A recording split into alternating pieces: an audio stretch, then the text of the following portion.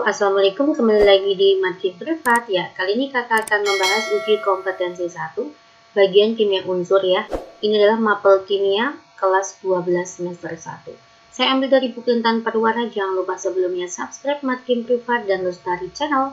Oke, terima kasih ya. Kita langsung aja soal nomor 1. Cermati beberapa sifat unsur berikut. Sifat unsur alkali ditunjukkan oleh alkali itu adalah golongan 1A ya. Ada H, Li, Na, kawin, Rb, CS, frustasi. Ya, pada umumnya bereaksi hebat dengan air membentuk basa dan gas hidrogen, betul sekali. Poin ke-1, misalkan saya ambil adalah natrium. Golongan 1 itu bereaksi hebat dengan air menghasilkan basa,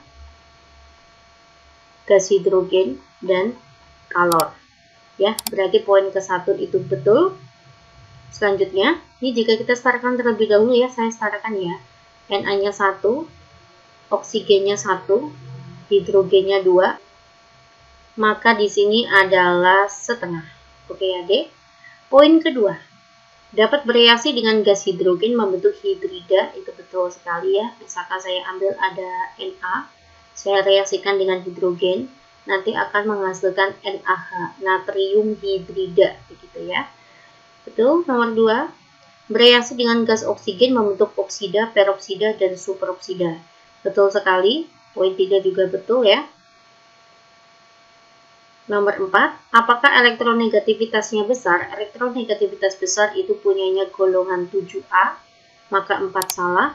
Energi ionisasi pertamanya besar. Energi ionisasi yang besar itu punyanya golongan 8A. Ya, ini juga salah. Jawaban yang tepat itu adalah 1, 2, dan 3. Next, kita masuk ke soal nomor 2.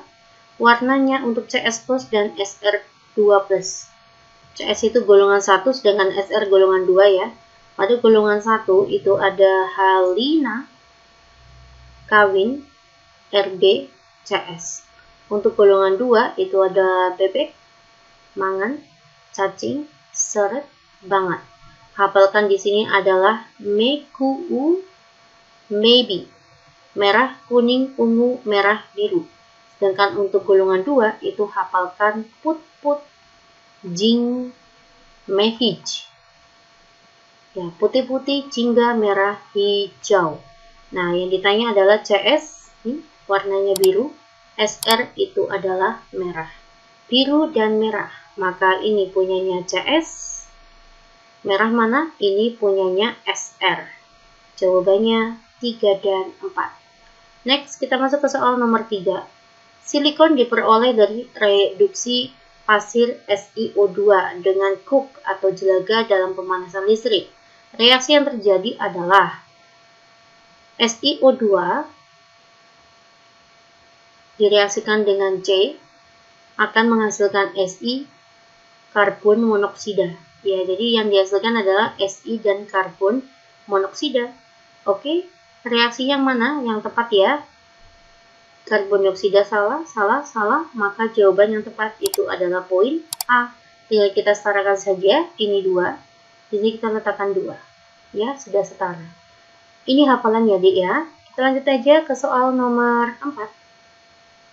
Pernyataan yang tepat mengenai unsur karbon.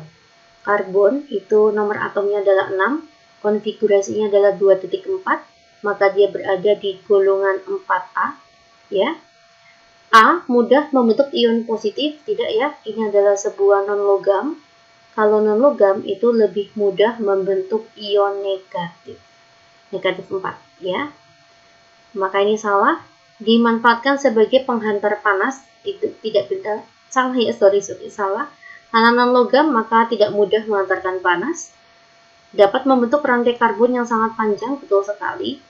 Bentuk alotropi grafit lebih keras daripada intan. Kebalik ya, intan yang lebih keras. Pembakaran sempurna karbon menghasilkan gas karbon monoksida. Bukan karbon monoksida, tetapi karbon dioksida. Lanjut ya, kita masuk ke soal nomor 5. Unsur golongan 5A ini bersifat racun. Golongan 5 itu siapa saja? Niniku, asik, pacaran, saben, bengi ya. Ada golongannya nitrogen, astatin, fosfor gitu ya. Digunakan dalam pembuatan herbisida. Unsur yang dimaksud adalah golongan 5A yang beracun itu adalah arsenik ya, atau AS, dan digunakan untuk pembuatan herbisida. Herbisida itu adalah senyawa untuk membasmi gulma ya. Maka jawabannya adalah poin C. Nomor 6, pernyataan yang tepat mengenai unsur golongan 6A. Golongan 6A itu ada siapa saja? Orang, suka, senyum, teman, polisi, ya, oksigen, sulfur gitu ya, Dek. Ini adalah golongan 6A. Titik didih unsurnya di atas 1000 derajat Celcius, golongan 6A itu adalah non-logam. Kalau non-logam titik didihnya tidak begitu tinggi ya, maka salah. Belerang dibuat melalui proses Haber-Bosch. Proses Haber-Bosch itu pembuatan amoniak, bukan belerang ya. Kalau belerang itu beda lagi, bisa menggunakan proses Prasch atau proses Sicilia. Next, belerang dapat bereaksi dengan air dan bersifat toksik. Ini kurang tepat ya, justru belerang yang bereaksi dengan air itu dapat digunakan untuk berendam ya, untuk penyembuhan beberapa penyakit kulit ya. Oke, maka ini juga salah. Oksigen mempunyai bentuk alotropi berbentuk ozon, molekul ozon, betul sekali. Oksigen bisa membentuk alotropi O3 atau ozon. Poin E, unsur-unsurnya bersifat logam kecuali tellurium dan polonium. Salah ya, non logam unsurnya, bukan logam. Yang logam itu golongan 1A dan 2A. Oke ya, Dek? Lanjut, kita masuk ke soal nomor 7. Unsur ini terkandung dalam senyawa yang digunakan untuk membuat cetakan gigi dan pembalutan patah tulang. Oke. Ion dari unsur ini juga dapat mengakibatkan air bersifat sadah. Unsur yang dimaksud juga terdapat dalam senyawa apa? Ini semua adalah manfaat dari unsur kalsium. Nah, maka senyawanya salah satunya adalah CaSO4, itu untuk pembalut patah tulang ya. Nomor 8. Salah satu dampak negatif gas hasil pembakaran sempurna. Ya, gas pembakaran sempurna itu menghasilkan karbon dioksida. Nah, karbon dioksida itu menyebabkan apa ya? Menyebabkan efek rumah kaca, begitu ya. Oke, lanjut kita masuk ke soal nomor 9. Unsur halogen yang berwujud cair pada suhu ruang. Halogen itu adalah golongan 7A, itu unsurnya ada FCl-BrI. Ini kalau kalian hafalkan dalam suhu ruang itu adalah gas-gas cair padat. Berarti yang cair itu adalah brom. Oke ya. Nah, ini ada hubungannya dengan titik didih. Semakin ke bawah itu titik didihnya semakin tinggi. Nah, berarti yang tertinggi kedua ini nanti yang bersifat cair. Mana, Dek? Ini ya, tertinggi kedua ya. Maka yang berwujud cair itu adalah Ki. Karena kalau kita urutkan, tertinggi pertama itu adalah I, lebih besar ya titik didihnya daripada Br. Lalu ada Cl, lalu ada F. Maka di sini I itu adalah 184 titik didihnya. Br itu adalah 59. Cl itu adalah min 35. Min 185,7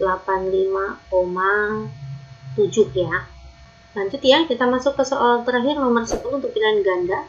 Kereaktifan unsur gas mulia sangat rendah. Kenapa gas mulia sangat rendah? Karena gas mulia itu sangat stabil. Kenapa gas mulia stabil? Karena konfigurasi elektronnya ya. Konfigurasi elektron yang sudah stabil, yaitu dalam bentuk duplet dan oktet. Oke, duplet dan oktet. Inilah jawabannya.